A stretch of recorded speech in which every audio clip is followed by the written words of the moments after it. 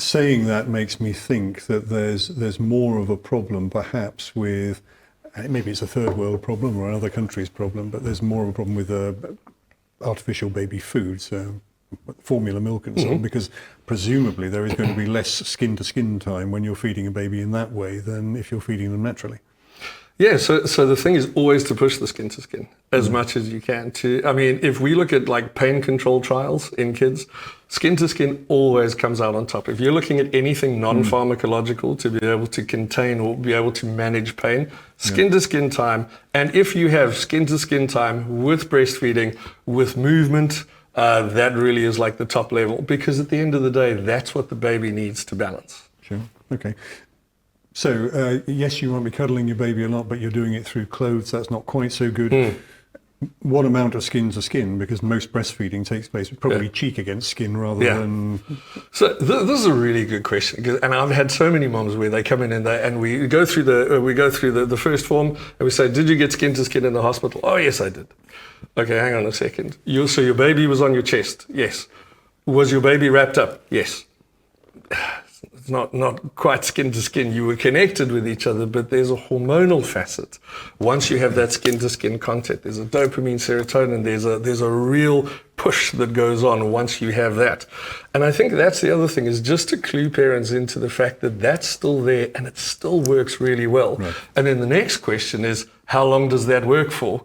And you go, well, it gets a little, iffy if they're 16, but at the end of the day, it always works. Having another person close to you is always a winner. Right. And have you seen proper substantial evidence that can just, we don't need to give it to the parent, but something that justifies what you're saying? We know this works, not just it's obvious, it should work because of evolution. Oh, in terms of like skin to skin care. You mentioned dopamine. Well, do we know that it produces dopamine? Or are we just saying that's probably what it does? So Nils Bergman, a Swedish doc, one of the most amazing people. He's called the zero separation doc. I had the chance to go to one of his lectures. An amazing guy. He has more literature on this and produced more literature on this than I've seen. And at the end of the day, the skin-to-skin time between a parent and a child is the most balancing thing that a child can get. They started bringing it back again it was in an African country. I really wish I could remember where, but they didn't have enough incubators. And what they started to do was say, okay, let's send the children home, but send them home with skin to skin. And the skin to skin children started to, the physiology started to stabilize a lot faster than the kids that were inside in the hospital. So at the end of the day, that started this resurgence of kangaroo mother care or skin to skin.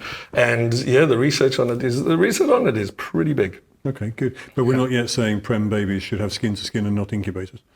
So that's going to be past past me. Don't work in the hospital, so I'm not going to say anything on that. But to have to say any chance you get, having them skin to skin is going to be beneficial.